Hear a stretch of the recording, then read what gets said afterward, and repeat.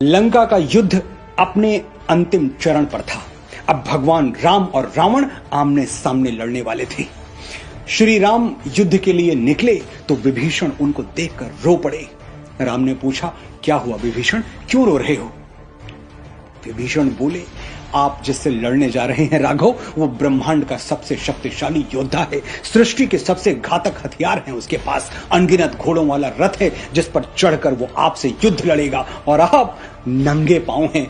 रथ तो छोड़िए, एक अश्व भी नहीं है आपके पास। राम कैसे लड़ेंगे रावण से? राम मुस्कुराए और विभीषण से बोले, अभी तक वीरता का मौन व्रत देखा कहां है? अभी तक सत्य को संघर्ष रथ देखा कहां है? बहुत देखे हैं तुमने लकड़ी और लोहे के रथ, लेकिन विभीषण तुमने मर्यादा का रथ देखा कहां है?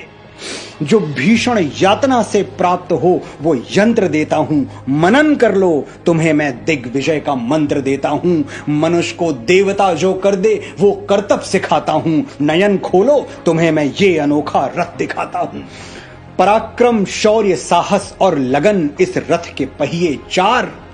विवेक और बुद्धि के दो अश्व करते वेग का संचार। दया की रस्सियों में अश्व हैं बांधे हुए, रथ से हैं संयमशील चाबुक, ताकि रथ भटके नहीं पथ से।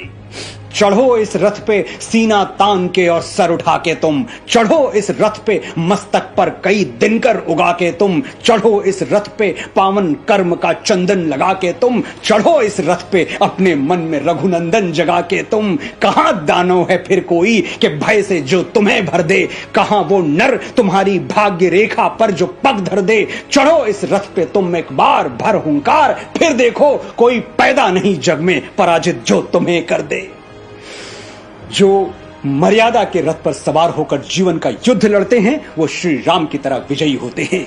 हमारे पास कुछ और हो ना हो, पराक्रम, शौर्य, साहस, लगन, विवेक, बुद्धि, दया, संयम और शील है तो हमें हराने वाला कोई पैदा नहीं हुआ।